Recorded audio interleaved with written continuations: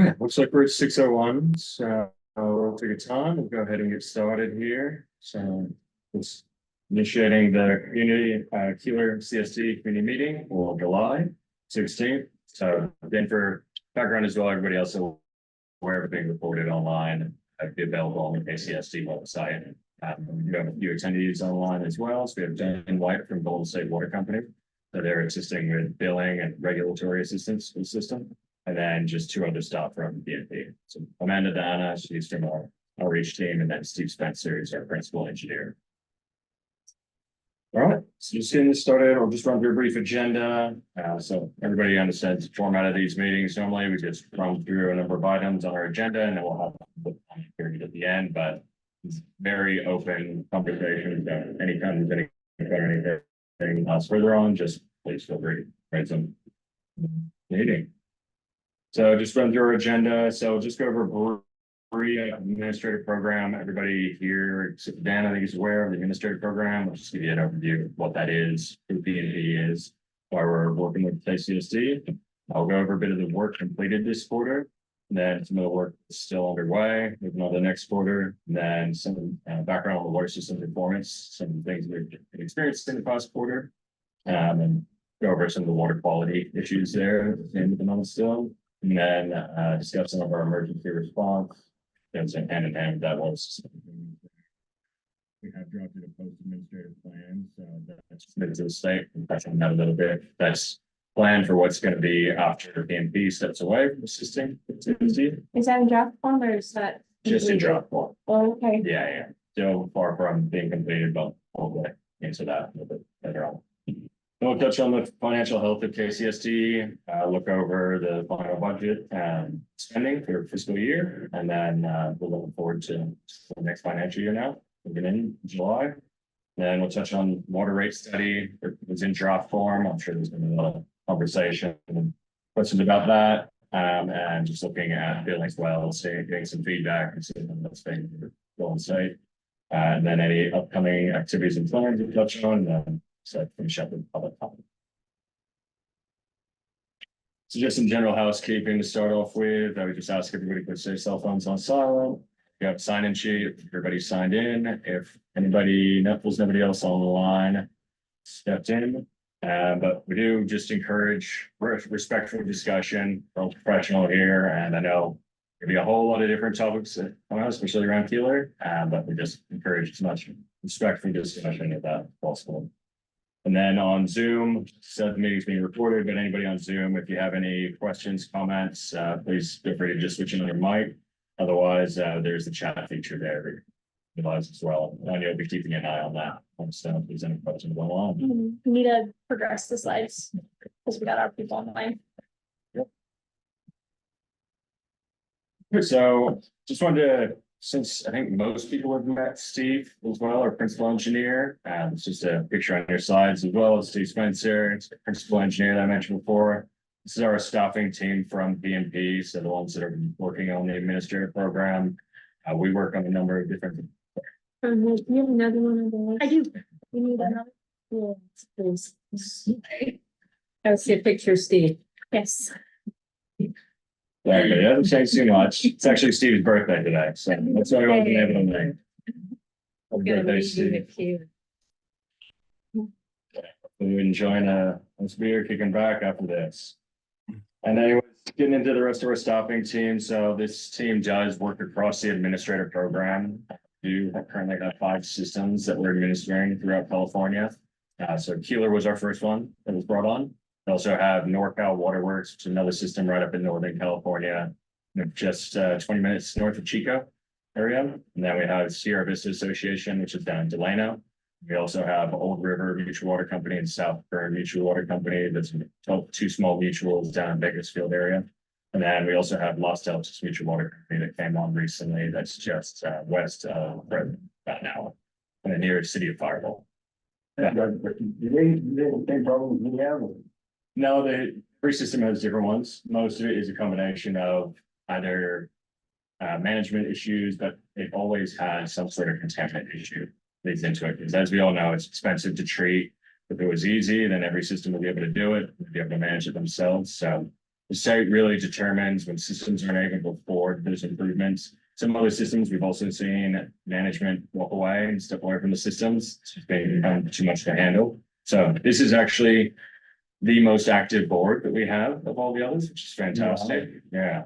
And it's other systems, some have just walked away for different reasons. So that's a management issue. Some have just been seeing their systems completely break down. They just have the one well, very low production and only has contaminants. So people that walk away, you don't use the water. You know, sometimes the system just keeps on running by itself. Well, there's nobody really around. They might have a volunteer come out and help fix some items, but we've been able to get an operator under contract for one of those systems. It's actually able to get up to us. So, Except this. so are all the systems, Water. It's not. are all the systems that you're operating, like mandated, operated by a third party by the state? And Yeah, but Yes. Send to. And it's also a temporary program to get Yeah. them independently operating again. Yeah, exactly. So a long-term plan. Yeah, so the administrative program, yeah, there's an administrative order issued by the state water board that then authorizes us to come in as administrator. It's normally about a 2-year contract, but it's a new program, so they're working through it and seeing how long some of these solutions take. Some are, for instance, Los Deltas is right next to the city of Fireball. They're actually already connected to them through an emergency connection, so they're actually, that's a tire physical connection, you know, permanent. So that's gonna be a lot more quick of a handover.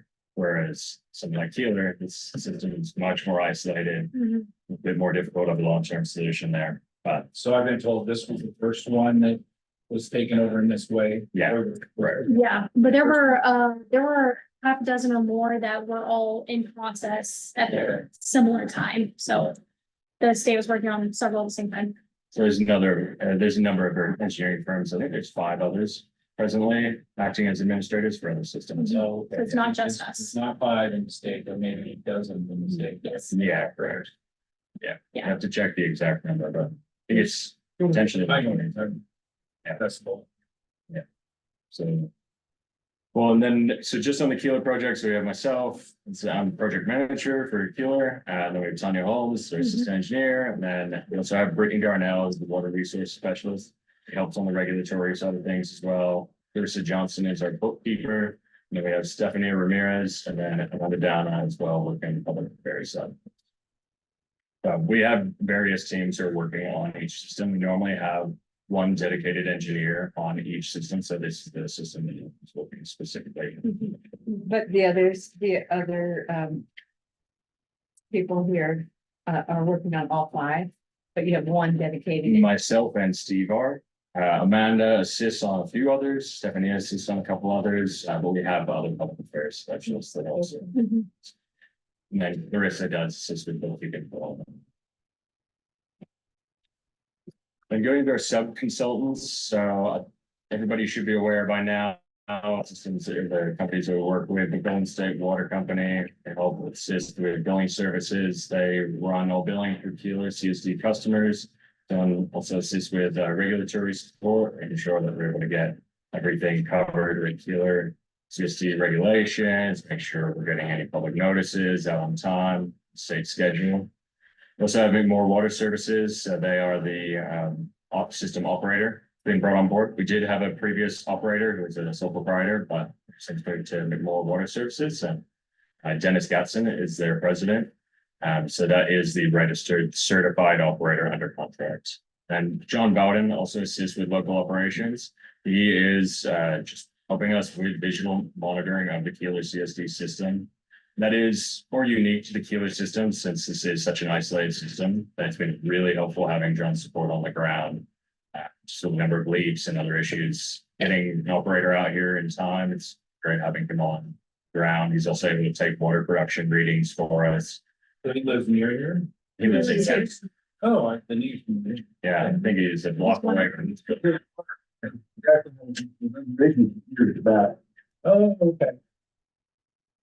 And then we also, yeah, exactly. And so we also have Belden Bland and Rightus. They're just legal assistants, they can counsel.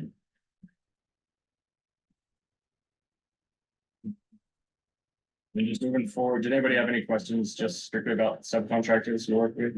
This one, the next one. But these are, all these subcontractors are paid out of, Administrative program. even the water operator? Yes. Okay, so that doesn't come into our budget. No. Yeah. It's, Not right now, yes. No, sorry, make more water services, they are paid out. Well, it's out of there, there's a separate funding for the operations, but it's not coming out of the Keeler's. Keeler, Keeler's what customer. that's. but it shows up and. Yeah. And It runs the through, grants eventually covering that. Yeah, yes. so you'll see later where it says the line item professional services that it's make more. So they are the only paid out. Of the one that's going to state is under our work plan. That's separate funding. Is that budget online? That's not a lot. It's just in our work plan. I mean, I'm curious how much they are paid to do the billing. Basically, it's an online. Automatic, you can make it. I just wondered how much that is. Yeah, I can check with Dawn on specific there because I know Golden State has been very, very kind with how little they charge us. It's been really great. Dawn helps us a lot, especially after hours and Because it's everything. not just the billing, it's also compliance management. So it's all of it's all of the compliance that goes into, all the reporting to the state, they help with as well. Just moving over to just a brief review of the administrative program, and I already discussed that a little bit. This is always just as we have new people attending meetings. So that is funded through the Safe and Affordable Funding for Equity and Resilience program. For a safer program, that's a large allotment that was signed by the state of California. I think it's about $230 million annually to assist small water systems and disadvantaged systems across California. That was born out of the human right to water legislation for California, where they made it basically the responsibility of the state to provide safe drinking water to every household in California. Yeah. So big undertaking, that's for sure. That's where this fund comes from. So as we explained before, PNP is one of a number of administrators across the state. We are appointed by and ordered by the State Water Board. We have copies of that administrative order. Anybody see a copy of those? I believe Keeler was issued that directly at the beginning of our administrative appointment. And yeah, that can be, an administrator can be a number of different individuals. It could be an individual or nonprofit organizations or private engineering firms having contractors as well, which is being done. So just touching on some of our functions as administrator, to have an initial assessment of the water system, provide governance and management, financial management, emergency response, O&M, then so conducting rate study and billing, as well as community engagement, part of these quarterly community meetings, as well as a eventual post-administrative plan for thinking out as administrator. Moving on to work completed, get into the interesting stuff. So to start off, so we have the post-administrator drinking water service plan. So we did know that that is that draft form that was submitted to the Division of Financial Assistance. No, that's. No, it's that one. Oh, no, sorry, that's the GHD study. Is that the alternatives now? Yes. Yeah, so that's from GHD. But this draft plan basically outlines all the steps that we want to have taken care of for Keeler before PNP is parts as administrator. Right now, the administrative order does finish February 5th, 2025. We have been discussing with the state what they would like to do with that order, if they're looking at extending it. I think they're overall looking at their administrative program and assessing what's cost effective for systems like this. And so that's just an ongoing conversation with the state right now, but they want you to be aware that right now, since there has been no long-term consolidation partner determined, all that we've discussed, Indio County and potentially Indian Wells Valley Water District, those haven't been cemented or agreed upon by both parties. So right now it would be just returned back to KCSD management. So we ideally, if that is going to be the case, we want to make sure that we can just get Keeler in the best spot possible. So have operations, maintenance, everything lined up, billing it so that when it is handed back to KCSD, if that is the case, then it's just be smooth transition. She said it. Did you say that date? I'm sorry. It's February 5th, 2025. It's also in the slides on, so. Did I see that you are going to map out all the water lines Yeah, by October? that piece, oh no, so that is the lead service line. I was not done by then. Yeah. So we're working on a separate map right now. I'm gonna do one of, a couple of fire department meetings, you know, where all the, spotlights there. The map of all our lines and stand. Yeah, I'm saying that we put all the blocks, where all yeah, that's what we're working on today right now. There's just a number of them that seem to be missing. So we got a larger printed out copy that. Yeah. So, the. It's all my, it's going to go on wall. It's Oh. someone. oh, great, okay. Rather than you hit the mark on it, you'll see it right on the wall. See where I'm at. Yeah, exactly. Only taking the Way. property. Yeah. He don't like the road. But then you know, we're pretty much almost in the services of that. Yeah, so if there's anybody else we need to consult with on that map as well, so sounds like Bailey's been pretty comprehensive on this. Happy about that.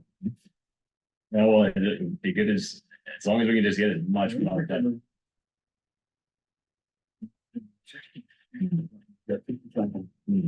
Yeah, no, well, we need to get it all down. I'm not sure you have any little line not have been installed. Pretty very good, so, That's it. years ago. But also there's some asbestos, so. Yeah. So you see it. Because it should have been done a long time ago.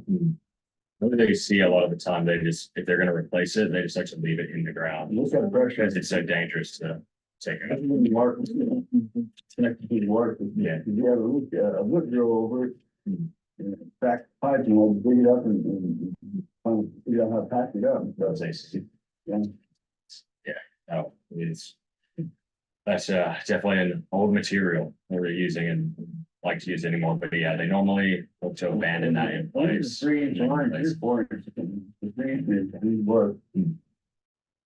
Tammy, the inventory though that you're raising about 5 of October, so that's the state lead service line inventory. So they're wanting to, I mean, after incidents, again, they're wanting to make sure that we're doing a full nationwide inventory of services. So And then you'd be replacing those? that's the nationwide plan. So it's a huge undertaking. Yeah. So Moore has completed that for 3 other systems already that we're working with. They're much smaller ones, so it's not easier, but they are working through the Keeler one as well. So they might have to dig up in a few places to check which materials we have and everything, but we'll all be complete.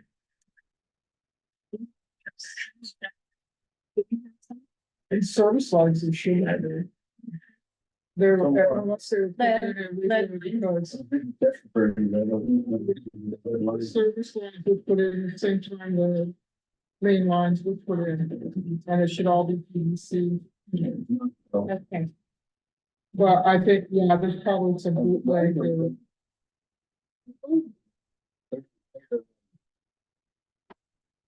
Could you see all that?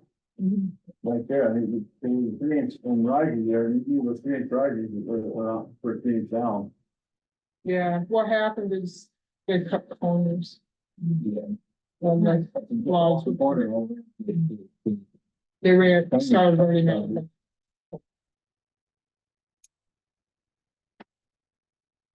On that, just going back to the post admin plan, so with that, we'll definitely keep updating the board as we have those discussions with the state. That prospect's looking like on an administrator extension, or if they are just going to turn it back to KCSC management, but when we're doing that as well, we want to make sure that we're setting up Keeler as well as possible for that date, yes. Exactly, so we're all in it, She pipe down there. yeah, that'd be great. Yeah, Is that the state revolving funds? yeah, so it's under WRSR. And because of the state budget? For some reason, Sorry, is that the lead service on? You're thinking- No. It's the second.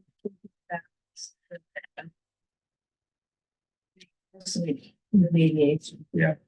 But I guess, does it also include like replacing that, asbestos? A sealants, that. Those improvements would just be as, yeah, it would be as a part of the larger TA project, so that's being included in that alternative assessment, GHD. Yeah, and exactly, if they're gonna do parallel lines, that's where extra costs would come from. Yeah, but the lead service lines, that's an EPA driven program. Because that's federal.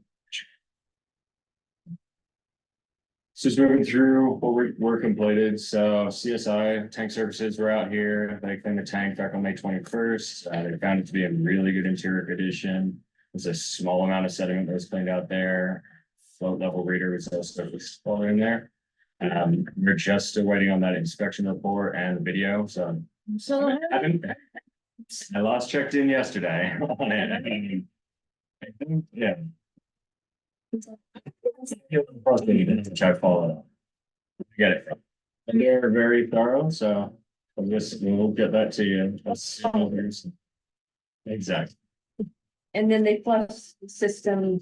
Yeah, so they flushed the system afterwards. I know they found a leak down at the hydrant, so that was McMullen. Flushed the system, that was CSI. There was a leak just at hydrant, just a block or two down, but they fixed that. Okay, did you say that there were places that they didn't flush because they didn't know they were there? Well, probably if you possibility, yeah. Okay, Operator, you gotta came up, and yeah, I think that's the one, goes no other. So look on the map, part of the old block there. Yeah. And some people putting in and not even modern, yeah. Yeah, yeah, well, and that's sort of Dennis and McMorro, they'd asked us for. That cap on the valve and the hose to it. Certain valve on it. so if you find them, you can flush them again? If they've been missed?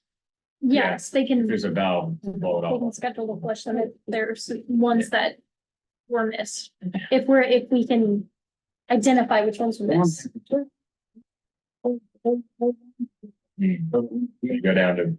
There's no houses, right? This year. The last line in the system part of the water. There's one that's busted near pasture. Hmm?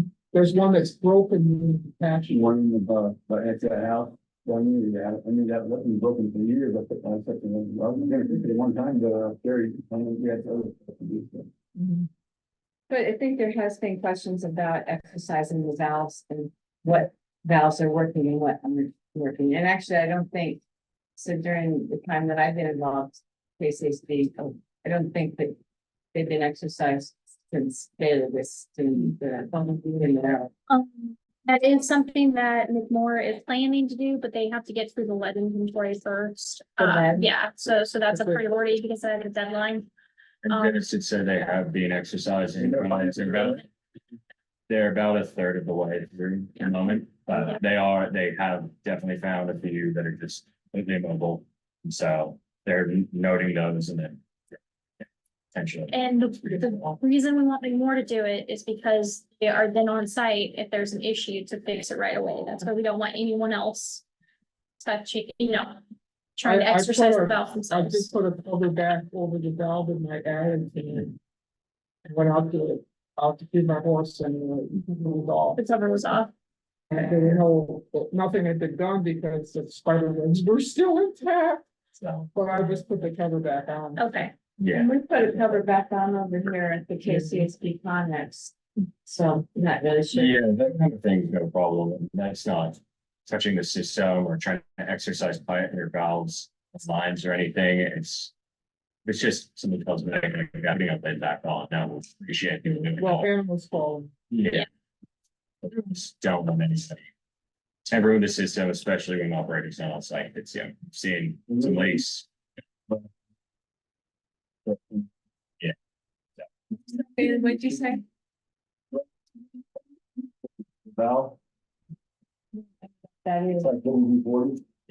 Oh, okay, so it's specific for, PVC. And thread and unlock it. But I know there's been a conversation going on about the fire stands and hydrants and water boxes. So 3 separate places were involved. And I guess you're saying that you want to have someone from the more there at any point when those valves. Unfortunately, the only. Doesn't any of them, so with the fire stands. Tammy and I discussed it. Doesn't sound like there's anybody who's trained under NFPA. Or to be, Is the. Yeah. What kind of training are you natural supposed to have? fire protection. Professional fire protection. There's regulations all of that. For the. Exactly. What kind of qualifications do they, because I said, we don't have any qualifications. And they said, what do they require? Regulations on that. Tested by. Who, but they. And who do you- One thing I'm afraid about how to use the fire, and you put it out. I didn't have a post, you can. You gotta have to put out fire, but Yeah, so I don't think it's anything. I don't want to speak on that because I'm. Yay, certified, anything like that, but I would just be deferring to CAL FIRE. But I think also Lone Pine, we're talking about fire meetings that, Lone Pine Fire Department is willing to come out and train. Yeah. Yeah, So, and so, you know, perhaps when they get a date, maybe like tomorrow come out. yeah, absolutely. We can definitely coordinate that and see if they want the, so scheduled to be out here, definitely. If it's something that they're already using Yeah. hydrants to test the hoses, we'd like to have it more on site, Mhm. just because. And If it sounds anything like goes that's wrong. what everybody.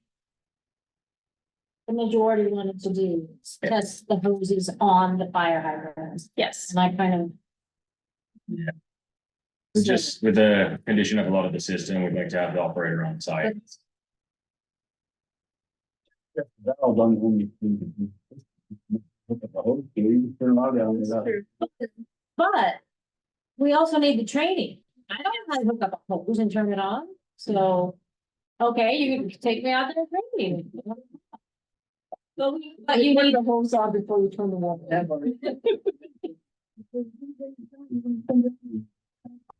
Oh, system like that in every alley. But I think the idea is they want CAL FIRE or the Lone Pine Fire Department with that training. Just say, yeah.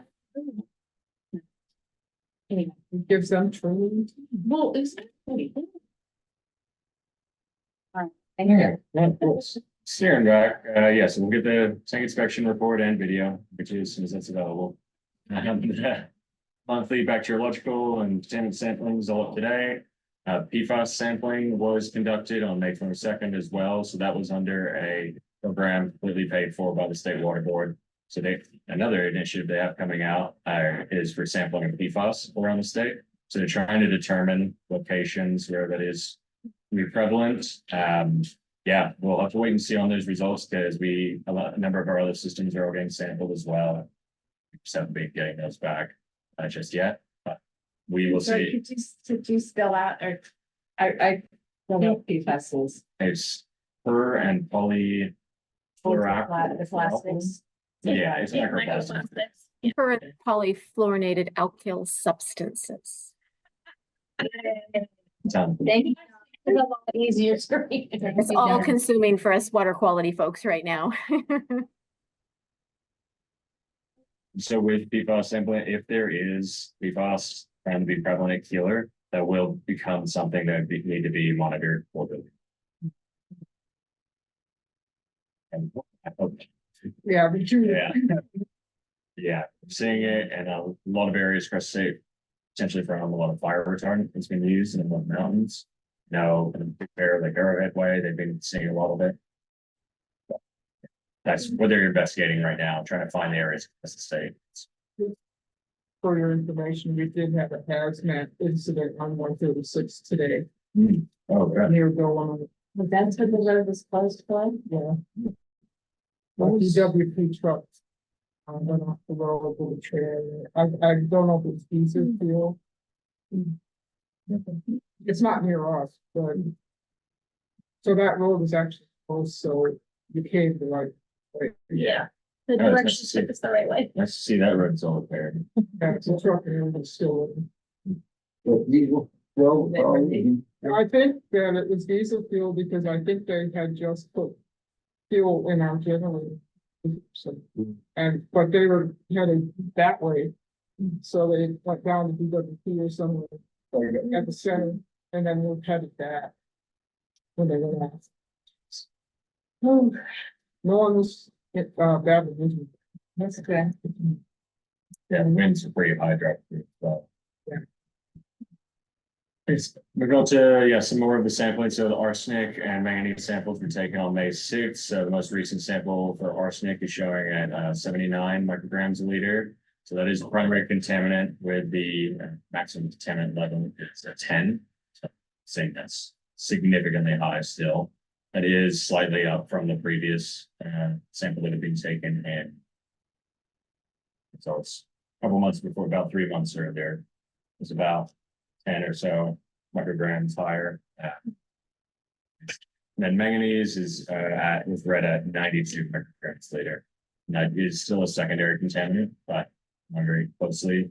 That could also change in the coming years to become a primary contaminant. Yeah. Yeah, I mean, state of California, the regulations are always just going to get tighter on these contaminants. So that is one that we're keeping an eye on for progress.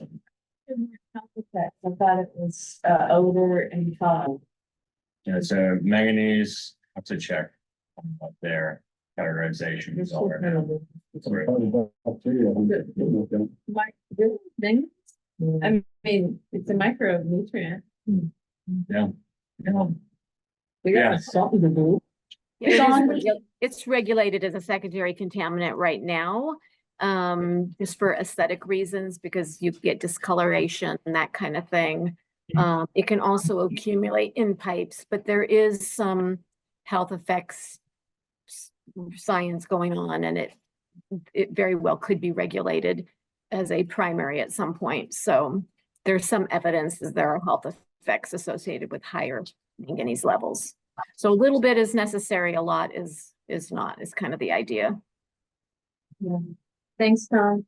Yeah, that's still evolving though. So we'll keep an eye on that. Mhm. For reporting purposes this quarter, so we had the electronic annual report, truck inspection reporting, and annual inventory report, as well as the consumer confidence report. Those are all up to date. System, that fun stuff that I'm sure you're used to following. Getting it in the mail. Yeah, that. Yeah, so thank you, Dawn, for assisting with those posts. Thank you for getting involved in that. Just moving on to the next slide. Some more work completed this quarter. So we did have a well flow meter reinstalled at the well site. So we are able to monitor with system-wide demand production right now. So Ron's being able to record that on a weekly basis. And we're able to see how much usage is going on just system-wide. So they're not meters, system-wide. Yeah, and we have been seeing, yeah, still very high usage throughout Keeler. So especially with these hotter months, started seeing it go above 100. We have been seeing production rise. So it does seem to correlate to at least a portion of usage. Well, and could we put some kind of paper out or put notes like try to conserve on your water or don't waste water, or something like that on the bulletin board and at the post office to just kind of remind people, don't leave your water down. Yeah, no, that's, we always encourage people to conserve as much as possible, especially as our months stressing. So I can tell you. is that flow meter at the well or the tank? It's at the well site. It's in the pit, you know, in the pit.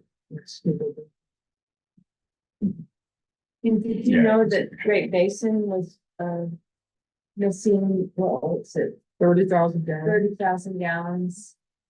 So Yeah, so they still report all the usage. So well, the big They said- between the time. Cause they, so that's, they report it.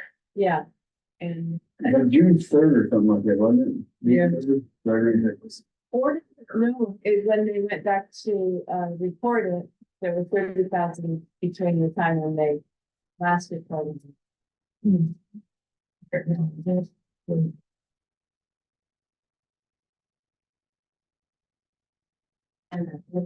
Well, Grace said that, I mean, there's a valve at the well from on their side.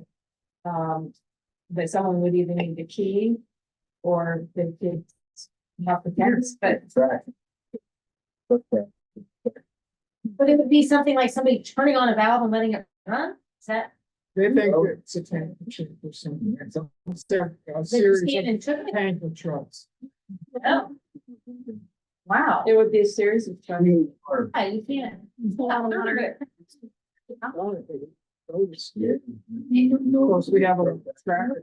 There's a gravel truck. It was not like it would be a leak. Well, Not John, much. John thinks that it could have been water left out on the D project and, but, you know, they're not. They come now. Yeah, wow, they checked, they said that they checked.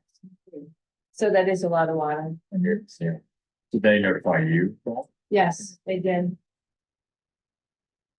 And Grace is retiring. Jimmy, I, Yeah, but yeah, she's technically, yeah, she's not there.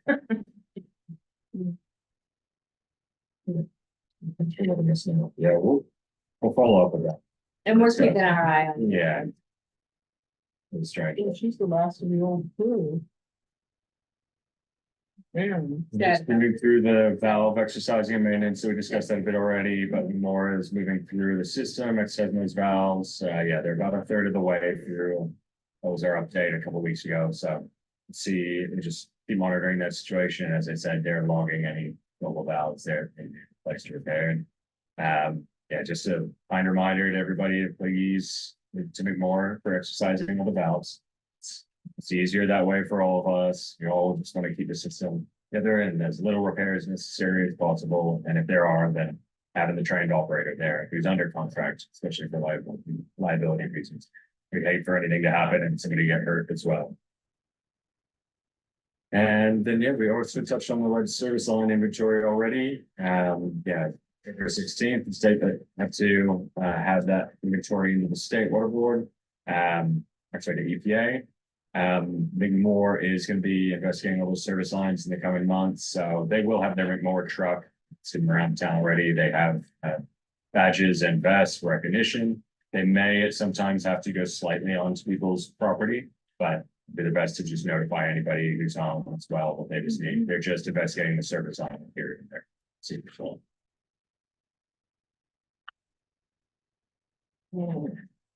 And moving over to water system performance, so have been continuing chlorination, the 10 practice.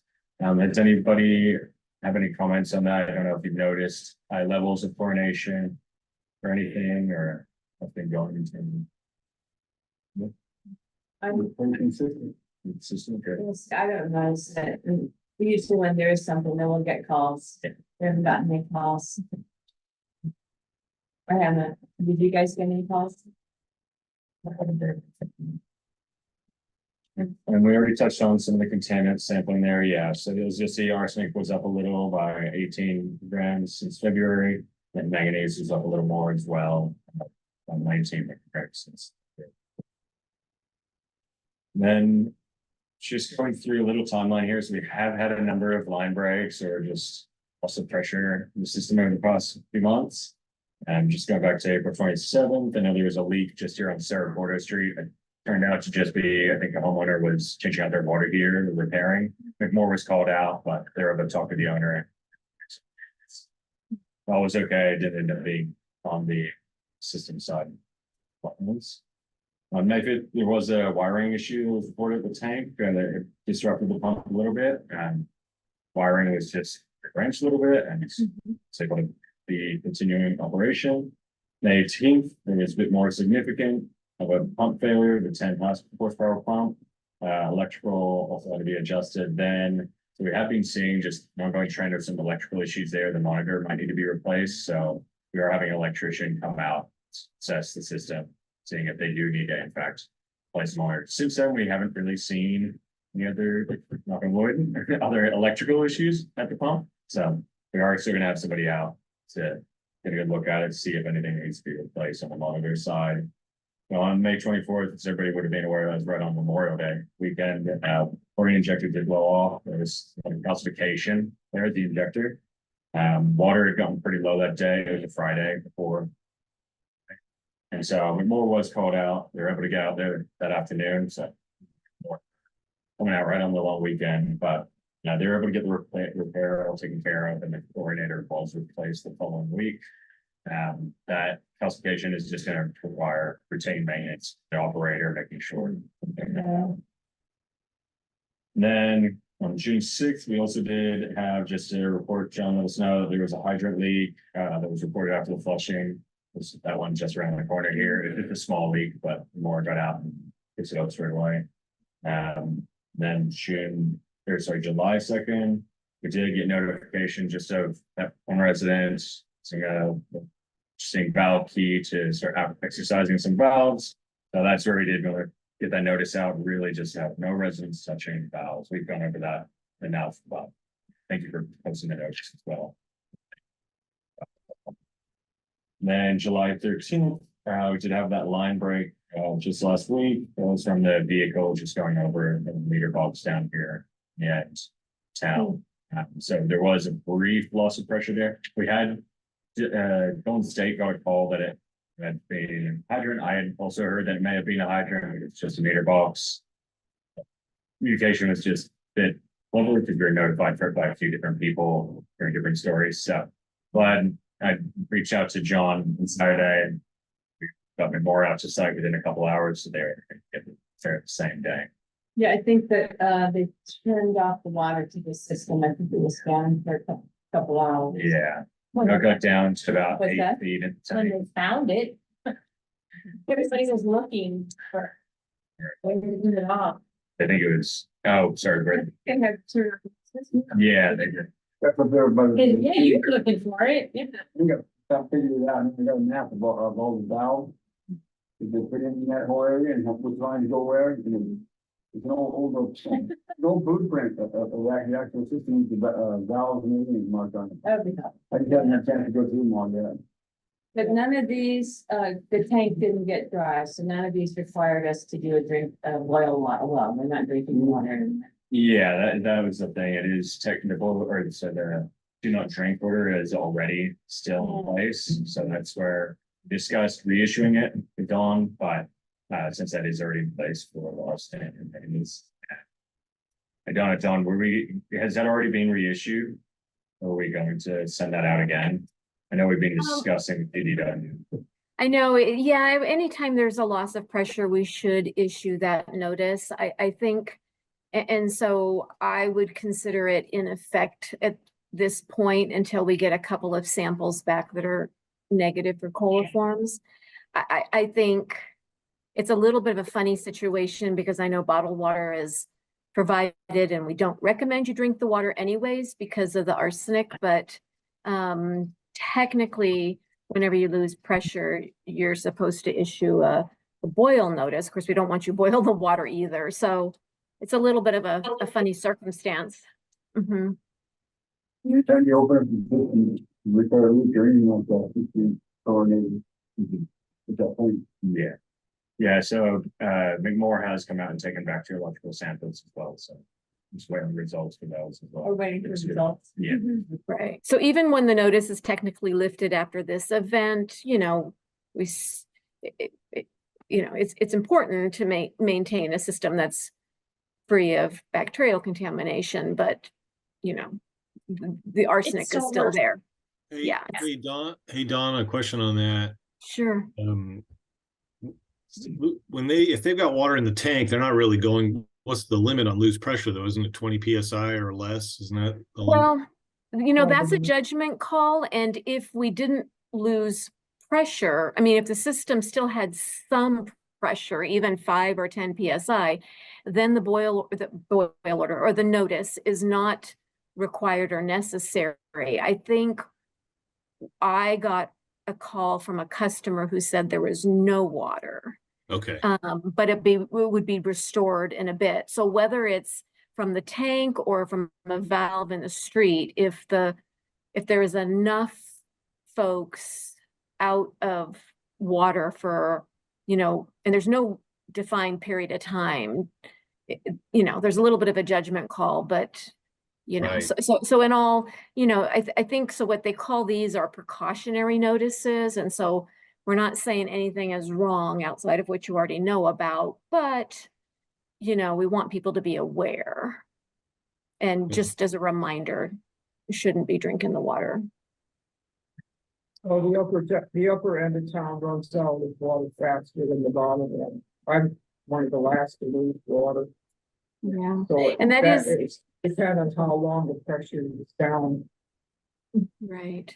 And that's exactly true. Without having all that information, we kind of use a caution and just put it out there. But,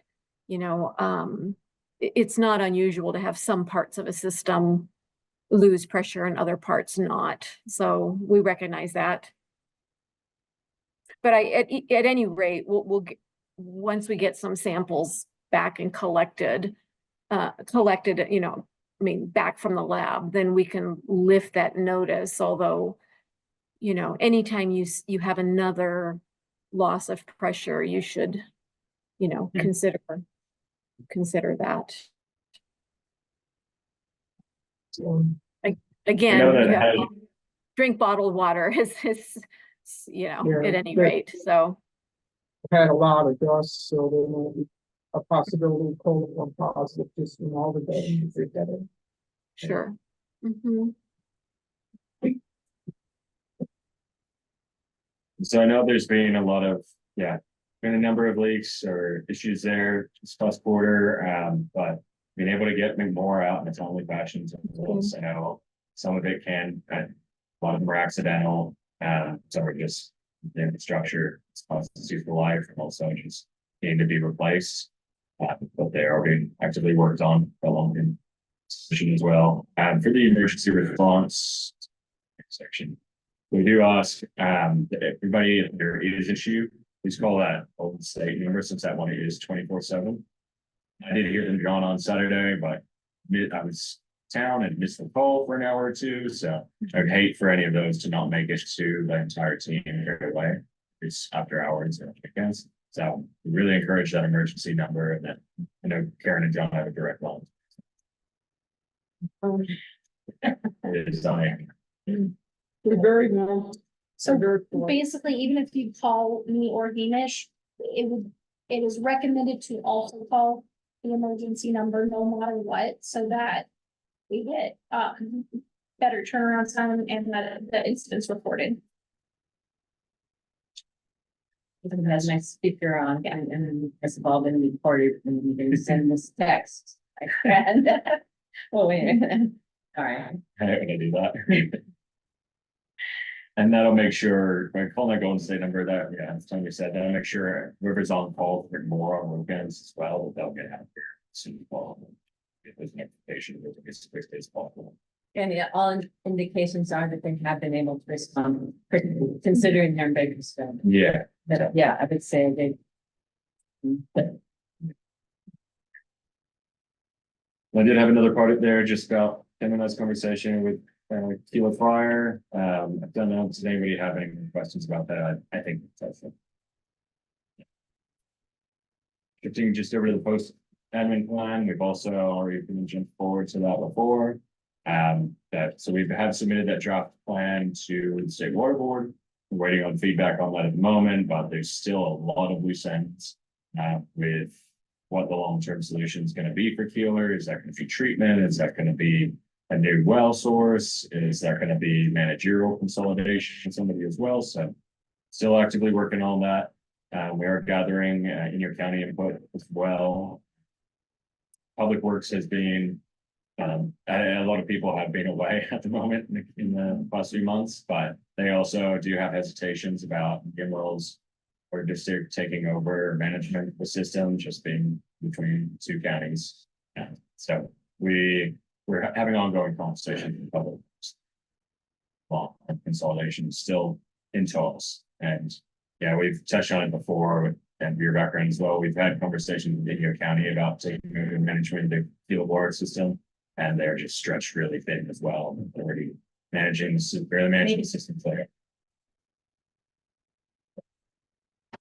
And so, yeah, as I said before, we're just working on putting all these managerial pieces, as well as the finances, to make sure that Keeler has a long-term plan after administration. We'll keep you updated on that figure update as well. Well, Probably. but we also want the Keeler board's input on that as well. So, and we have a great working relationship, but we also want to make sure, that the board's happy with the administrator and how, we're able to best assist you. If there's any pieces and we need You guys to stay on. maybe for a club land. Here, there's a few going out. Don't you want to move? So long commute. Know that your internet's stuff with that lot. We're in the project planning part, so Cap 2 grant, we know that's all being finalized. I know John had mentioned months ago, I think there was one vendor who thought they had a missing invoice, but they ended up finding it. We gave them all the receipts from Inyo County, so they were going to find it all. So we were just on the tail end. We basically just helped manage payments from the Inyo County. That was largely John manage. He all the legwork for them, yeah. We just came in right at the tail end, just making sure payments were making them.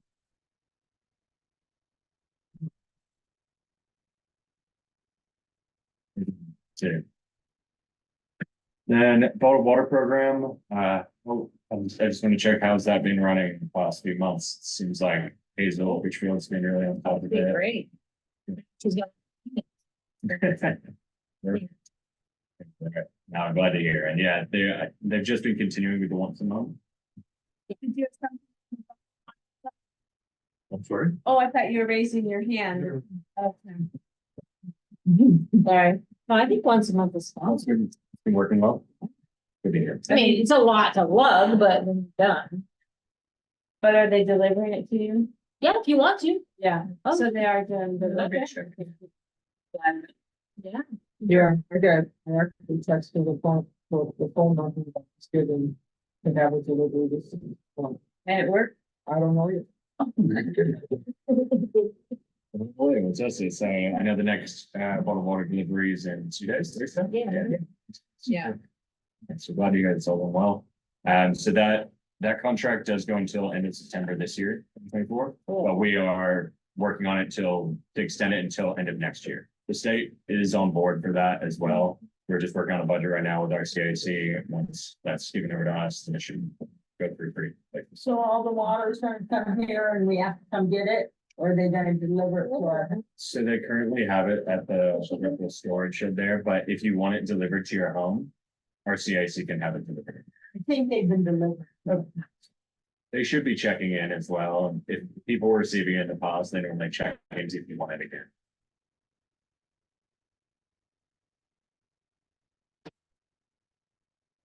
Uni Assistance Corporation, yeah, nonprofit that works across this coast. What's their phone number? We could get there. Okay. Our Hazel's number. Just giving it out. Yeah. Hoping it should be on the notice as well, but Karen's got it. Then for the O&M funding, we did request a budget increase there to take on the radio study for potentially replacing that electrical wiring as well. So from the tank to the well. Informed you of that before, but there hasn't been any progress on the approval for that. We're just waiting to hear back from the Division of Financial Assistance on approval. So this is. It's the wiring. So we're scheduling a radio study and then we're waiting for, if we have the budget. We're not sure which contract that work is going to be under. It might be under the technical assistance. It depends. Very specific guidelines and say as to which items can fall under O&M funding and which has to go with GHD, it's planning. So, you know, it's a particular, but had the study submitted. And then the technical assistant from GHD as well. So they've still been having monthly technical assistance calls. They're still looking at those treatment alternatives. So we're really wanting to look at getting the costs down for those alternatives, because I know they're significantly higher right now. And the state does have funding caps as well for how much individual systems can be assigned. It's really dependent on the number of connections that you have. So they normally have for construction projects, construction funding projects, normally about 60,000 per connection. And that might sound a lot, but for infrastructure replacements, the entire distribution line, there's a new well treatment system. That, I mean, in the initial scope budget, they're already looking at 12 to 13 million. That total infrastructure. So The water connections that Bailey is listing under that we don't have. that could probably That increase could it. help, yeah. I Yeah, mean, it sounds like about 30. 30 extras. Something like that. Right. You know, that can go 20 is the reason, I think. So, There you so go. did you hear that? That connections, it's $60,000 of a grant available. Per connection. So, if we have 90 connections, that's better than the 60 connections that we have records of. Does that make sense? Correct. So, okay, that'd be, yeah, that'd be a norm. So, But that's the next one. Okay. That's a spot. It's done. yeah, so you want to get that. It's gonna be verified.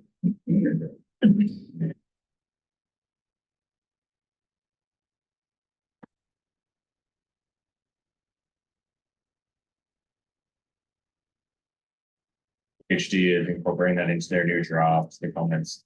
So I wrote up everything the board had mentioned last time. Those, you know, the system map is a huge piece of that as well. So getting those pieces to GHD. I mean, they have already the comments from last meeting, but in terms of the map, markup will be that.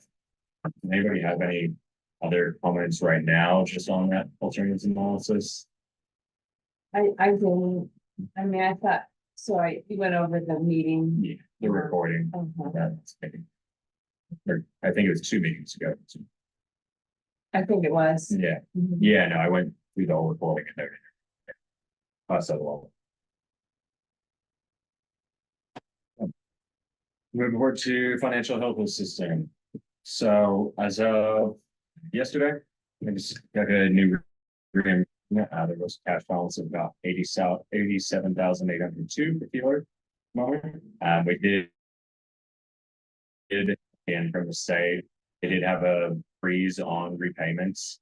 A lot of receipts was from May until July, until end of June. And so since this first and second week of July, we got in, it's almost 35,000 worth of reimbursements. So there's a large amount that got reimbursed for minimum funding. And That's nice, because that's the number that's gonna show up at the end of the year, you know? Yeah. Right?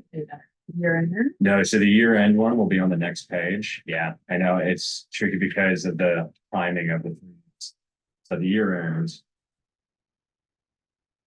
Sorry, that's it. It's just there about the, yeah. The actual spend. Sorry, so I didn't write in the year end one, but I'll send that over. It was on our statement. So I think I have as of 6:30, 6:30. yeah, that'd be your year end. So. It was 59,457. 6:30, yeah. Okay, that is up, yeah. In 96. Yeah. And there's- 90 cents. Yeah, I rounded up. Yeah, and so as you can see on the end of your budget from last year, spending was significantly less than we had budgeted for. There was a lot less on professional services, so it's great to hear. I think that's been a lot of spending that's come through with more water services. They have a contract, PG&E on Bishop, so they've been really great about saving some of the travel time for Keeler since it's a smaller system. And then being able to pass through to Keeler on the way out to Bishop. So that's been really great for spending on some of the operations costs. We did oversee more on maintenance equipment, and it's just evident from the number of leaks and repairs and you can see on the system, leaching infrastructure. And as I touched on already, we do have the on-end budget that's being increased with the radio study. More did, see that their fees a lot less than where we previous operating. It's great. We did want to touch on the delinquent accounts as well. So we did have those posted to the in-year register. So that was just the addresses of any delinquent accounts. We didn't have anybody's names on there or anything, but just addresses. I know. I think there'd be a bit of confusion between one, but I think Last year, maybe. Or was it's a it- couple months. Oh, no, it was, okay, a right. couple months back, yeah. But I remember checking it again, and it's one number different, I think, than you had been told. And so there's different ones. There is one outstanding account that wasn't actually. I think you would be notified. Yeah, but okay, so do we have anything more? So I know we're doing. He's gonna read it off, so we'll do that right now. Steve, The paper. Yeah, yeah, I just wanna go through the addresses that are delinquent right now. Since they were published, this is sort of our last chance, otherwise they're gonna be submitted to the Inyo County to be included on the tax rolls. Mhm. So there are 14. 598 Old State Highway. And we'll get a list out of the addresses that can be posted in this record in the notes for this, so everybody has them. So 598 Old State Highway, 147 Laws Avenue, 150 Railroad Avenue. There's two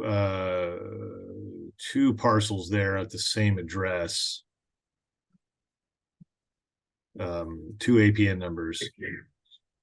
163 Old State Highway, 197 Franklin Street, 156 Railroad Avenue, 200 Cerro Gordo Street, 104 Railroad Avenue, 195 Laws Avenue, 110 Urington Avenue, 176 Railroad Avenue, 257 Old State Highway, and 137 Urington Avenue. So if you know anybody at those locations, please let them know, because we're going to submit their past due and delinquent accounts to the Inyo County to be included on their tax bills. thanks. And for everybody's aware, we've tried mailing these notices out. We put them in the newspaper. Tanya and I, for any that got sent back, return mail, we've gone out in person and haven't been able to get those delivered directly to a person. I know it sounds like a few people have been coming back to town as well, so maybe. Some of those people did receive and signed a certified mail, but they still haven't closed their bill out. About 5 or 6 of them, the certified mail either was refused or was unclaimed. So, well, that's why we published it in the newspaper, and like Hamish said, to try to contact them directly. At this point, we've done all we can do, and we're going to move to the post those to the tax rolls. Thanks, Hamish. That's it. In the last couple of weeks, I did have one customer contact me. But this is actually about right. I mean, not right, but it's just common. Yeah. Yeah, I know Golden State or RCAC also had one customer reach out that was going to help pay, or they wanted to pay off their bill internally. So John actually had put them in contact Golden State, and it's going to help set them up with a payment plan. So, Because is RCAC administering? no, I think Hazel had just been contacted by somebody, so they don't have anything to do with actual payments. Because in your motto, is it Amaka. They actually do administer a program, and is Golden State administering a program to help too? So John, can you talk a bit about just Golden State's payment plans? Sure. I mean, there have been, are you talking? Don, before you get into this, these are still owed from before Golden State became the billing. So this is really old from 2022, I think. Right, and we agreed to keep that separate, right? So Right. that it didn't mess up the accounting for the current. Right. But I mean, certainly if somebody is having trouble paying a current bill, but doesn't want to get too far behind and wants to come up with a payment plan, they can call our office and we'll make a note in the account. That way you don't get a bunch of reminder notices or any of that kind of thing. So certainly if somebody wants to set up a payment plan, they can. Right. It's So not- it's- for yeah. these older past due bills, we need you to reach out directly to Provo and Pritchard, Yes. and we can help set up a payment plan for that. Mhm. We just want to work with you. The problem is we Sure. can't get some of these folks to acknowledge Mhm. this. So we're happy to work with you, but you need to reach out to P&P directly because these are bills from before we became the administrator. Yeah, and that one that reached out to our CSC, I hadn't heard whether that was a current bill that they were trying to get paid or previous one, so hopefully they'll clarify with this. Yeah. So just want to be clear, all these are old bills that are going to get cleared up. So please reach out to Provo and Pritchard. Yeah, if they send a bill to Golden State, we would apply it towards the current bill, and so that Yeah. wouldn't help you, Yeah, so. please, yeah. please reach out. And if you know anyone, if anybody there knows some of these folks, have them reach out. Either through the board or directly to Provo and Pritchard. And then, if not, it goes on to their tax bill. Yeah, that's correct. And then in about 6 months, Inyo County will send a check, deposit a check to the Keeler account to basically backfill the money that hasn't been collected. Is there any questions on the budget moment? I know we're in the process of developing the next year's budget, 25, 26. Or 24, 25, sorry. So did anybody have any questions just about the current one? Just right on. On the revenue side, even water service, is that the connection fees? Yeah, that'd be custom. Next, total annual revenue for connection fees. There's this giant bubble of the costs around the system. Exactly. Even not including treatment, which is needed to meet state standards, it's short of what's needed. And I'm not gonna go too far down this because I know we're talked about that. What revenue will come from the state long term? I mean, this is standalone community service certificate, so technically there's not typically any revenue outside of what you generate yourselves. What revenue is available from the state long term within? Yeah, so normally they'll have just a contract term for O&M funding, which can help with maintenance, things like that. But in terms of supplementing income, there's really not a program that they'll have long-term. Also, this is Looks like we lost them there. I'll text, Oh, boy. yeah, I'll text, Tanya to let her know that we dropped. I did want to bring that up with the board because we do want to please see some sort of rate increase. We really want to get your advice and input on what an affordable level is for those rates to be increased. I know it's a really hard question and we can continue those conversations in the next few months, but it's just that with the current rate for Keeler, it is really unaffordable for the system. I know we have O&M at the moment, but I compared some of the rates. From Bishop, Yeah. Ridgecrest, anything is big fine, the whole area is pretty much in, some of them are pretty close to where we're at. Yeah. We're updating the system, whatever, but yeah, so. some of them a little bit more. Yeah, exactly. And so that's where we want to look at, is I know one guidance for the state is somewhere between 1.5 and 3% of median household income can be an affordable index that they've spoken about. But What was the percentage? 1.5 to 3% of the median household income. But that obviously changes from household to household. You've got some people here on fixed incomes, those who don't have additional, 2 households with working. I'm not sure, you might have new residents come in with a lot more money as well, so it just really depends household to household.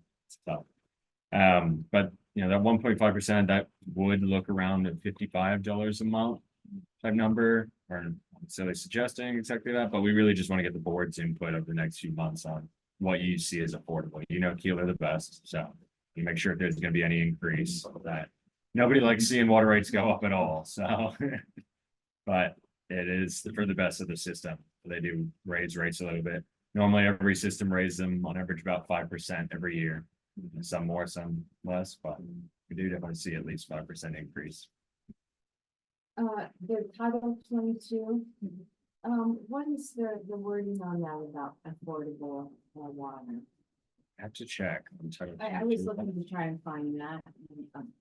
I'll look back. I could check on Title 22, but you're not meaning, do you mean Prop 218 as well? That's the process of bringing in rates. So there's Proposition 218, so there's just note on the process there. So Prop 218, basically, you probably had to deal with that already with your water rates coming in, correct? Actually, they raised the rates before Okay. secretary, so, but I did get notices of that when they were raising the rates, so Yeah. it was, quite a process. Yeah, exactly. So we normally have to provide written notice to all customers that there is being a proposed rate increase. Then you have to have a Prop 218 hearing. You're gonna have that hearing at the district. That's attended by the public. If there is less than 50% that protest it, then it will get passed.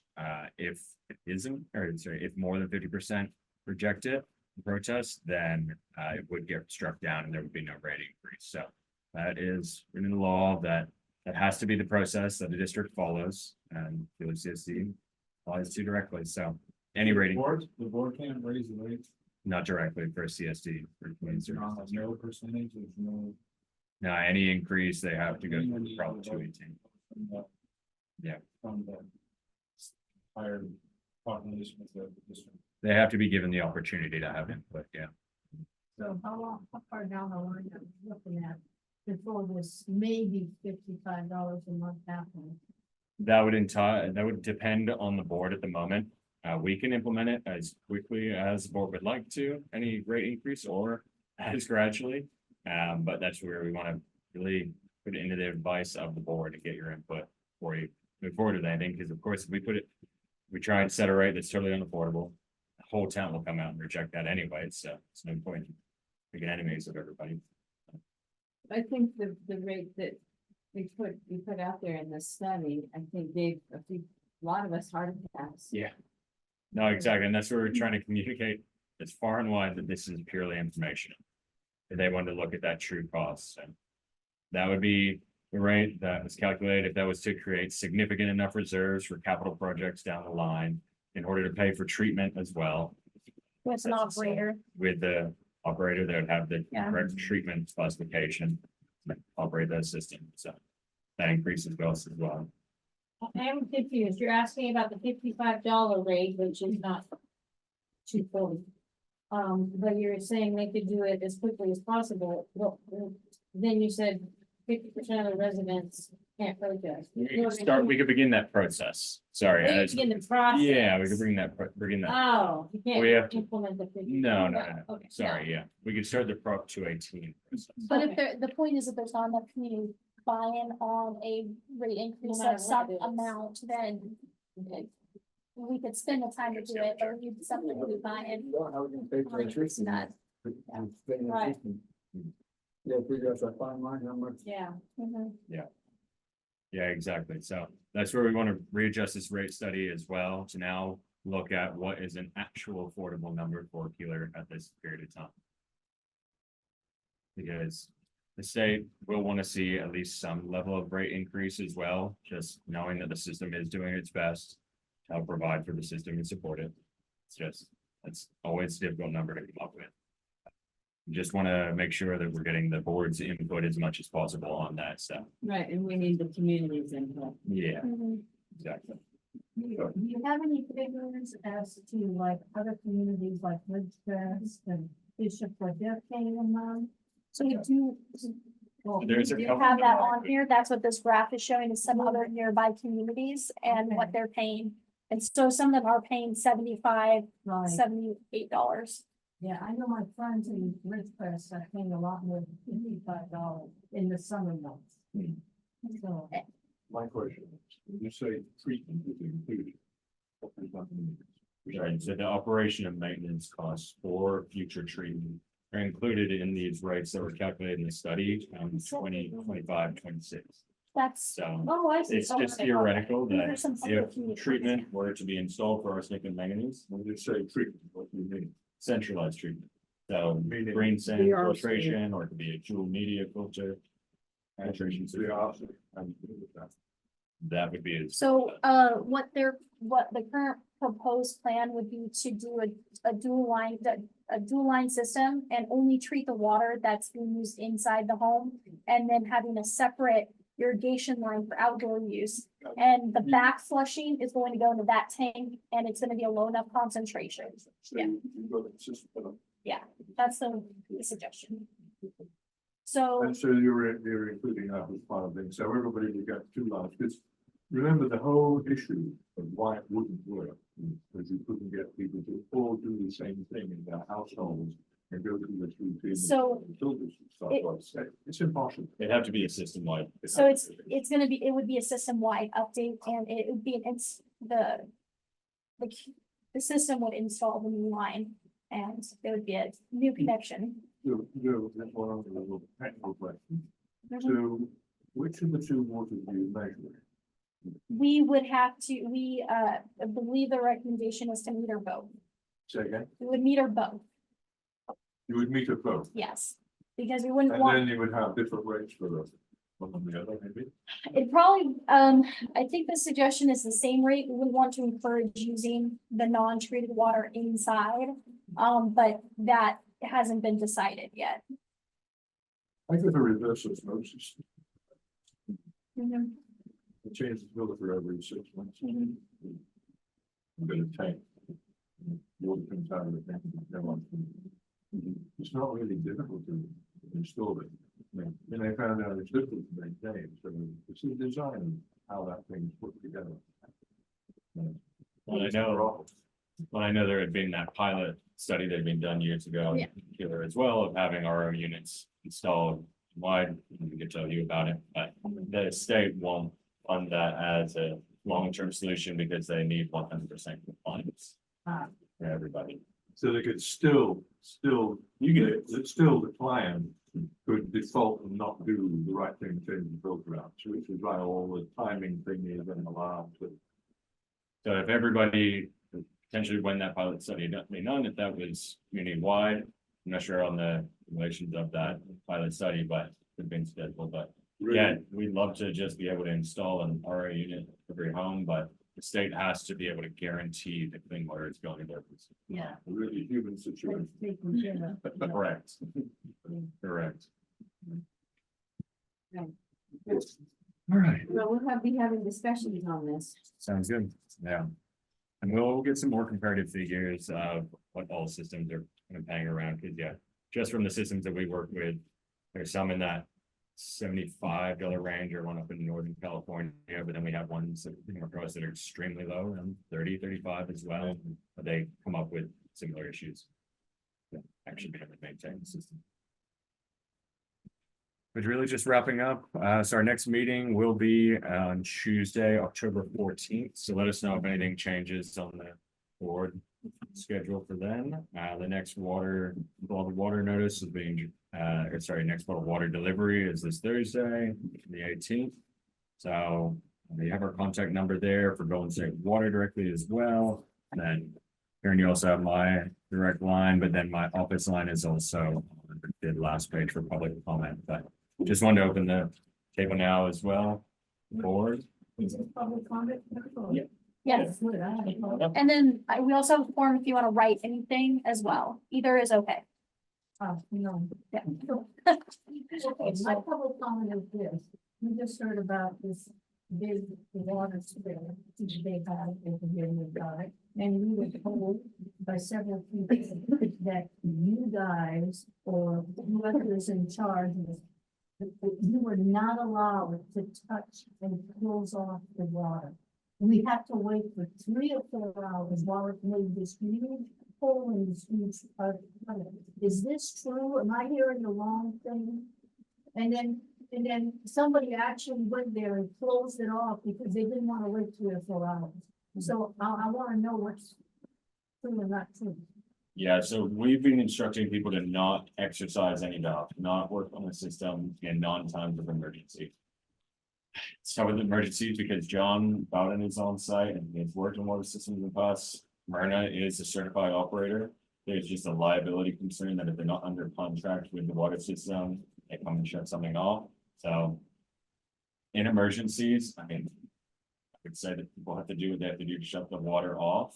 I would at my property, I wouldn't want to create this giant sump hole. Now, what we're asking people not to do is not to decide, I want to exercise a valve or something that's not having a current issue. And then we have a valve break and McMoore has to come out on an emergency call because it costs the system a lot more. They are working through like a valve exercise to do that work. So we're asking if there's not something wrong with the system, not to touch it. That's what we're asking. So if something's going on where there's water just gushing somewhere, that's a judgment call on if you can reasonably turn that off, but we asked you report it and coordinate with us or John on what you're doing. So that's kind of a case by case situation.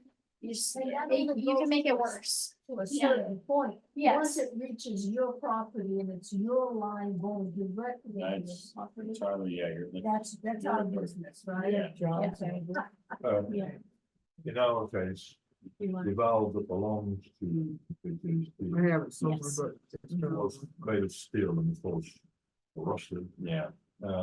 can't close it. Without the- Well, So I have a valve there. Cause I'm gonna have to do water. How do I get the right valve fixed?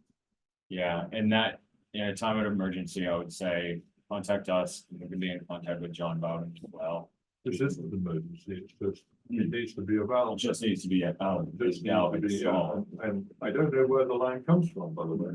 If you've got a thingy over here, it's got a pipe, Yeah. not the same pipe, so it's- No, if you need a valve Yeah. installed, once you contacting us, then make more water services. So how do I get the valve replaced, the one with one? You go through us. Okay. I've tried twice to do that, sent emails. nothing happened. Okay. I mean, we have right there by where the issue is, we have those orange cones. And that valve isn't closed or open. I mean, it's just useless. Seen a number of places with orange cones around, so I wanted them to get a picture of that one Yeah. as well, after this, so actually, I apologize for that, I thought we had followed up on all of these. Want to make sure this is. It's too quiet, too polite. But John, didn't we figure out how to close that to your house? Didn't we figure out that there was a box there underneath the circuit board? It's not KCSD's, it's mine, I had it. You know, what I did was when the top got ripped off, just because they put the wrong valve in, it had a metal closing, not stainless steel. So over the years, there was the screw left behind. That was the one on your side? No, that's the one on the KCSD side. Oh, I was somehow able to close it, before I replaced the valve, which is downstream of that for the property.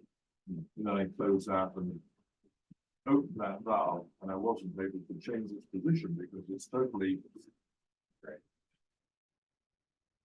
So the house Why that don't- we have is on our property and what we put in. so yeah, so the KCSD You valve, can't close it.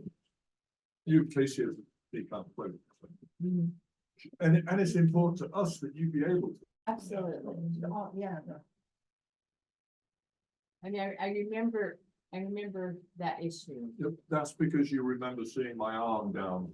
I remember that. You know, on this, the latest leak though, or basically there was. It was the water box was run over, right? And so it created a major leak on the main line. Broke a 1 inch line. Say that again. 1 inch service line. A 1 inch service line, right, okay.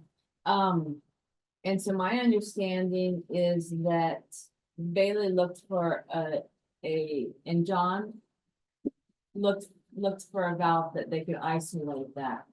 And there was, They're out there, I've got that map, I'm gonna go Yeah. through and they showed pretty much all the valves.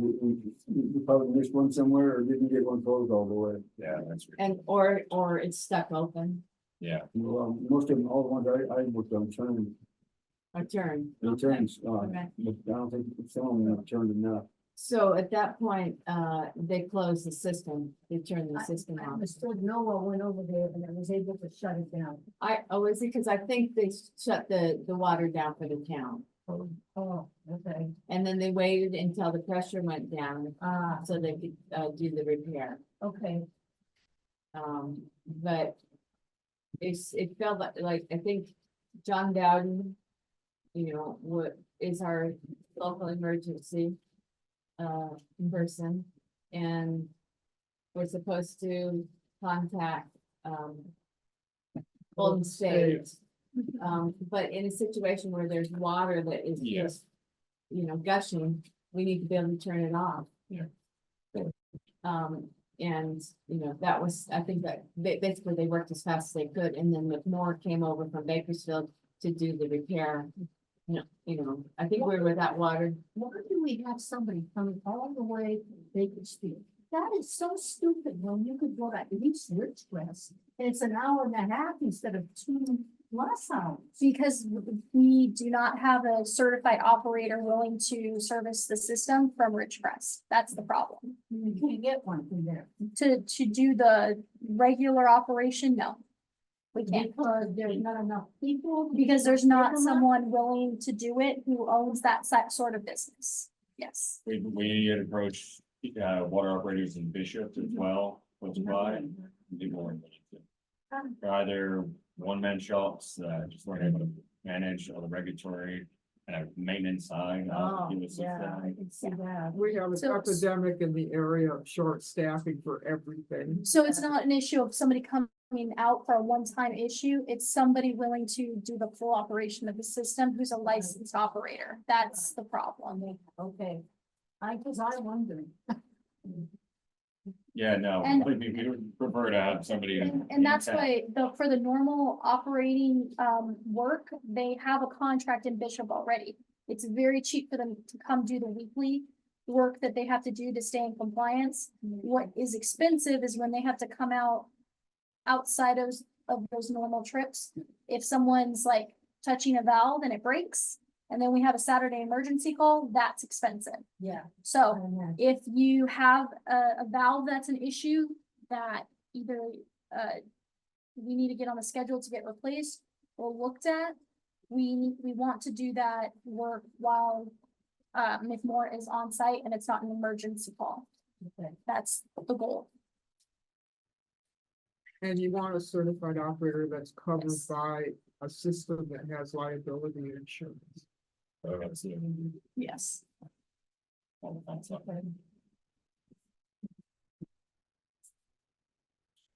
right, well, thank you for explaining. Yes. I hate to listen to all this gossip going around and you don't really know what the story is. No, of course. I do want to come and get coordinates, because a lot of the streets can be very hard, I think, for the operators to find as well. I want to bring the coordinates where they're about. Oh. Well, I'll walk over. Oh, cool. Thank you, anyway, thank Of you. course. Is there any other public comment, questions? As we can move on into the KCSD board meeting, Thank you very much. of course. do you guys have a separate meeting? Or do you wanna keep on this Zoom call? If you don't mind keeping that, but I Okay. think I'm also going to jump on and have our own recording. Okay. So, Thanks, everybody. Thank you, Don. Yeah, Take thank you. Have a good Bye. evening. Bye-bye. Right, so you may take anything down this one? I don't think it won't like have interference. No, it shouldn't. Okay. I think the fan would be the biggest thing. Oh, yeah. We're recording, you're not recording over ours, are you? No. But I did get on yours earlier, to test it. Good, so the recorded. Yeah, but I didn't even look, so I didn't, I think that was. Okay. Marie, you have the agenda. I have an agenda. Okay. So we're ready to. Wait. Expected to the house, you're going there. I'm sorry. Oh, every 30 Yeah, All right. I'm all. yeah. So call the meeting to order, We're all puzzled as to why. and you have a budget and financial update? Meeting here, guys. I had kind of expected to have the last, year end. From the county, with the actuals. But I didn't get, I can send you a copy. okay, so, yeah, so how much reported? We have, claim line cash to be 87,000. To as of, what day was that? It was 15th. the 15th, Yes, ma'am. okay, Make sure. yeah. Which puts us right in the, about 20,000 more than we generally end with. Which, as of the 30th of June, not everything would have come through by There that could time. be invoices for some. Yeah, but so having it at 59,457, I think that, basically they went off by the budget that we had from last year. And I think it proves to be, pretty good as far as projecting what the expenses were.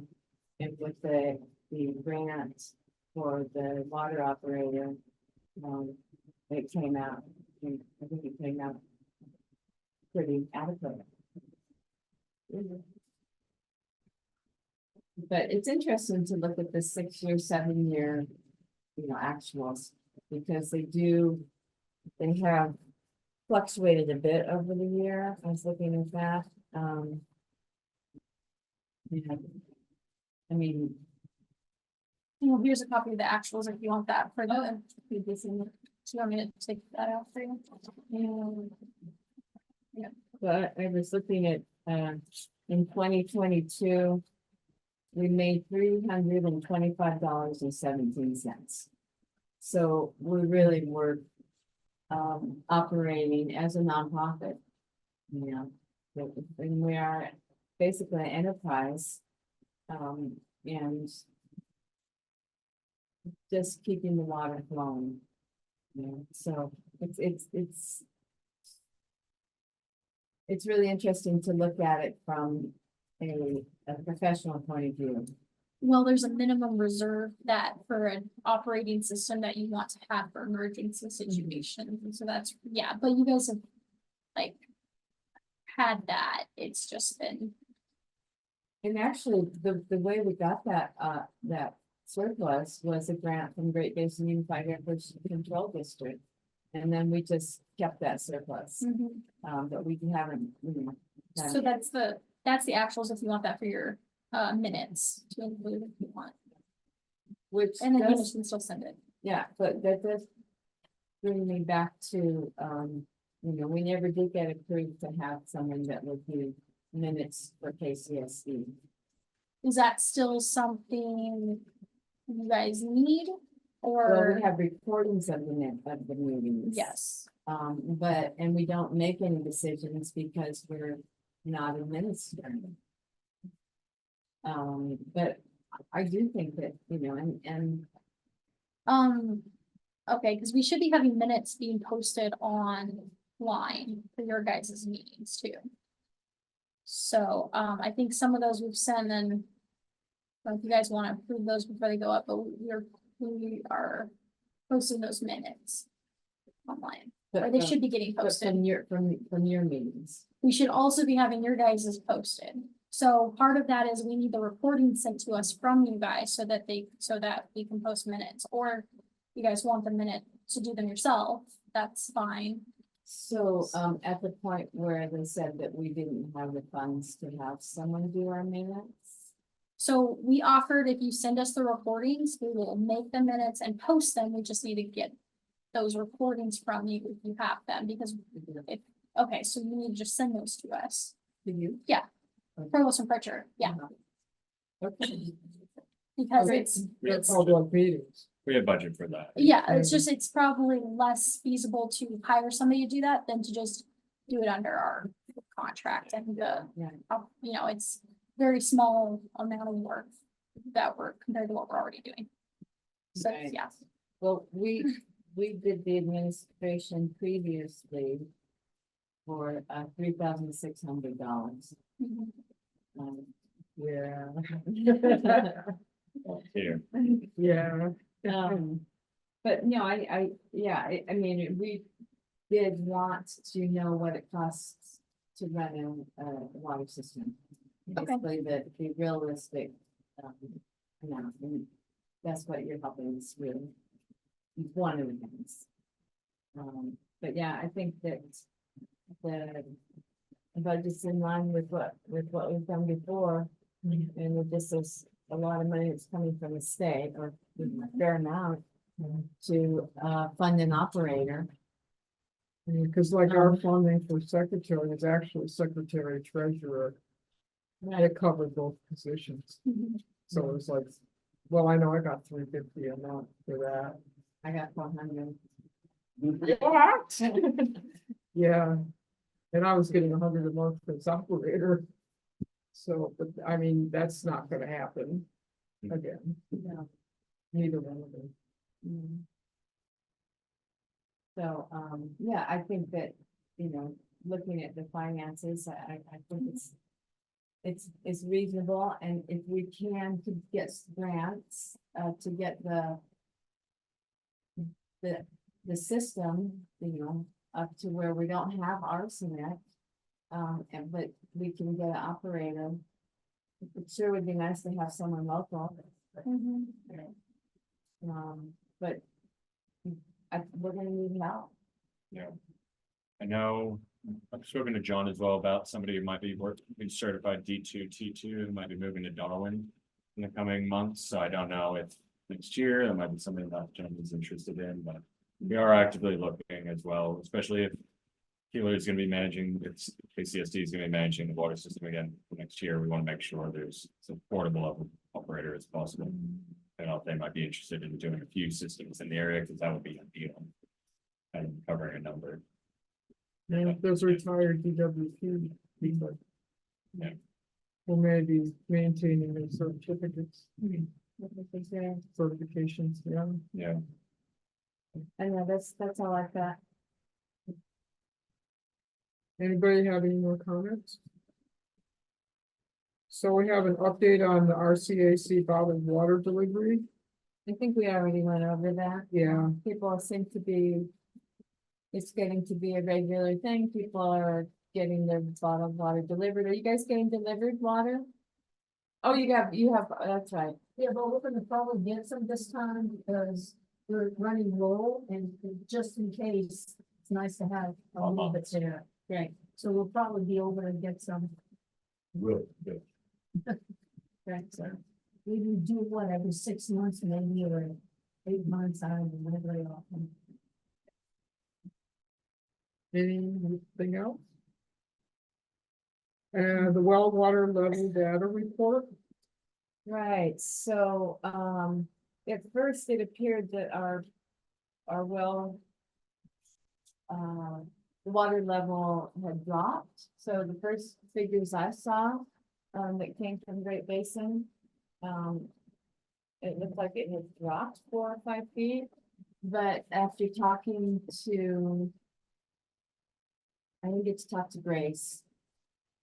I can't remember. He's, doing the groundwater, report. The Owens, yeah, so they actually took out the data that says with the, drawdowns. So, the level appears to be stable at about 36 feet. it's been stable then. All along. We don't have a problem with quantity. We have a problem with quality.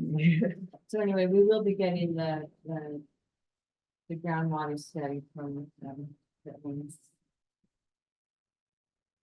I don't know what they're called. Do they need to, then? No, Oh, no. It's the Owens Valley Groundwater Authority. Oh, okay. Yeah, Yeah. they study our well too because of our location.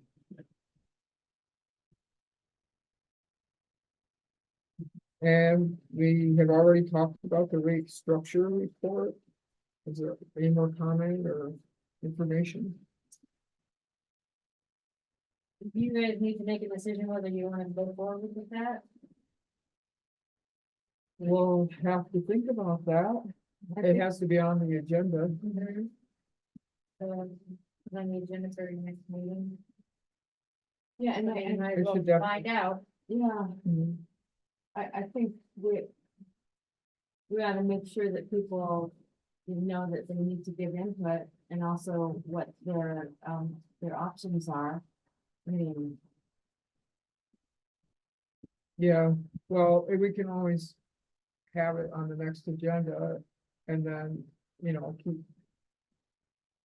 Then the agenda after that. the agenda getting after that. input, yeah, Yeah, we do need to get input so everybody and then we knows can what's call a coming. special meeting. Yeah, right, we probably should start with the next meeting and kind of get it in everybody's head, like I Yeah. said a few times. Yeah, well, that's what happens here anyway. So, Yeah, but I think what Hamish was saying, it's important about, the state knowing that we're making an effort. And we're Yeah. not just sitting back and saying, they're gonna come save us, and, Yeah. so I think we do need to start that process. yeah, and we're gonna wanna do it, get things going by January probably. At least to some extent, Get people. one way or another. Yes. System mapping update. looking at, I'm doing one for the fire department, we want to map of all the fire hydrants and blow offs. And the fire stands. We're gonna do a separate one for folks and Richard is gonna have all 3 of those on there, including the service blocks, the counting the service blocks. And he's updated pretty bad, she's waiting on it, 10:30, we're missing something. Yeah. Dan Digner's a few years ago, went over everything as far as the renewal. I've got a list of some of them, but I can't remember exactly which, I just kind of looking at the map, and kind of remember where the ones we have to put in. I put in the 20, 30, a couple of years. And a lot of those will put you in Washington. Like, Board husband passed away, he had already paid for. So many, 30 of them, 20 of them, 20. Yeah. Like that, and then they never were put in, so I'm tasked with that. So, by that time, the prices went up, so I don't know if they got all the ones who paid for it, so it's the same rate, or what to do with that. I just did all the work. Yeah, it's a lot of extra connections, it sounds like. Looking forward, yeah. Let us know anything we can provide to help get those located. Well, I think, right, Bailey, when you get those rough copies onto a final copy, if we can get you guys to print those. Yeah. And we'll get those, we'll get the GIS. And have those electronically mapped. We just So need it would be to. nice to have it updated. Absolutely. Okay. Thanks, Billy. You're doing it.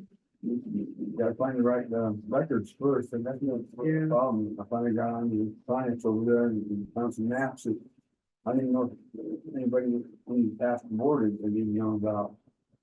Some little blueprints for the gate valves and, I'm still looking for it. That's interesting, because they should be on file. They were on file Where? as long as that, yeah, Uh, yeah, I don't know what happened to them. There's a whole box full of maps and stuff. I gotta go through stores here. So I'm looking over on this one.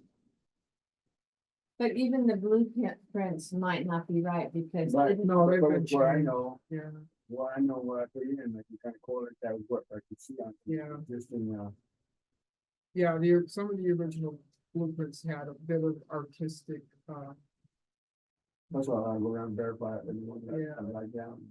yeah, Make sure you're there. Did they have financial problems at the end? yes, And so they. yes, they cut corners. They weren't supposed to, but they did. Who's that? The engineers and, people who put the system, Contractor. the, yeah. Wasn't there a beef, some beef that happened between, the contractor and the board or something like that, and they just left without giving any records or something? I don't know about that. That's what My I heard. husband was the one on the board.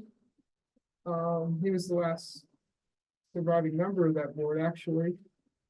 I just know that the idea was that they cut corners and did things that they were, like they put some meters in that were in storage that did not meet standards and things like that, and they put believe a transite line in that was not supposed to be there. A few odds and ends like that. They also kind of put the well where they should not have. Because it was closer to the highway. Yeah. So there was a lot of struggle going on there. The pre-KCSD was like 1980, The two or something. yeah, and then it became the KCSD around 82. It was privately owned before that, A lot of maps that I've got from that era. yeah, I believe that. so it was kind of iffy at the time. So if a system, a parallel system would put in, that would be maybe the irrigation water. Likely the new line's going to be the indoor use, so that it's all, if you're going to get new pipe, it should be the drinking water pipe. So then the existing system will be your outdoor irrigation system. Yeah, so there's a little bit more, connection update work for that, but it means you'll get a brand new pipe for your indoor use, which is more ideal. That's the current plan. Yeah, it's like, it's far from being like an actual like project, but that's the current recommendation that has been suggested. I can't say it's GHD, but that's the current working idea. Yeah. Yes. Wow. Well, I mean, it would be, it would solve an issue. It would also reduce the amount of water you're treating, because you'd only be treating what you're using indoor, and, the water usage is very high. You're likely not using, yeah, so. Yeah, like, I'm sorry, go like ahead. you don't have to have treated water for your swamp.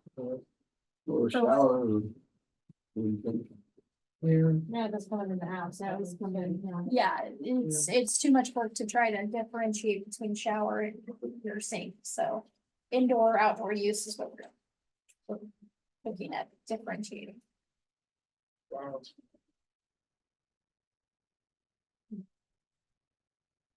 That's another pipeline to deteriorate over the next 30 years.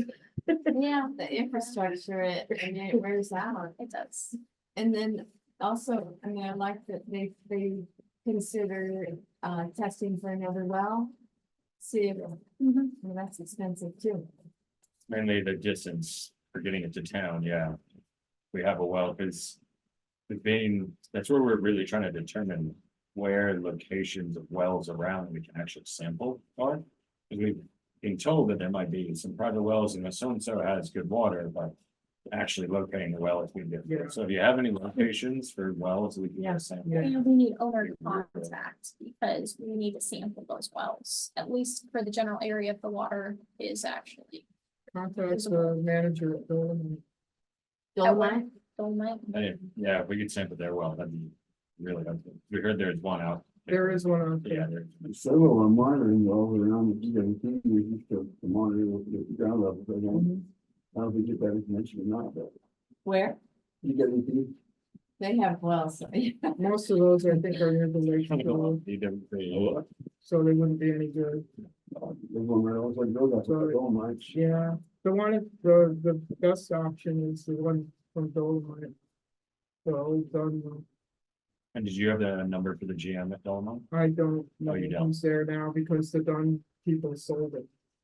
And I believe it's Canadian a outfit. Canadian Yeah. outfit, you know, so. I think John actually has the number, so I'm gonna follow up. Yeah, It's from the but that had an access road, tattoo. a dirt road, which is not very the same, but it's still there. Thanks for doing that work, Barry. Barry knows the My system. family, that's what we're looking at. He knows the system on the ground, I think better than anybody. Yep, I appreciate it. Operations. What does that cover? Well, I think, pretty much that timeline that we had for us. I think that covers that pretty well. I can't think of anything else. Me neither. Everybody's up on, you guys are up on the new standards and all that. Coming in. And yeah, there was something on the drought. Drought conservation reporting. Yeah, Yeah, we getting those completed, so that's just new monthly reporting on water usage. Yep. Nice thing is, once you get those monthly reports in, it totals them up for an annual report when it comes end of year reporting, so. They're just, trying to monitor water levels all around the state, so that's every water system now, that's the monthly report on that. We do that quarterly. Yeah, comes out each quarter, you do it for positive. Interesting. okay, thanks you guys for coming. Yeah. You got my address right there.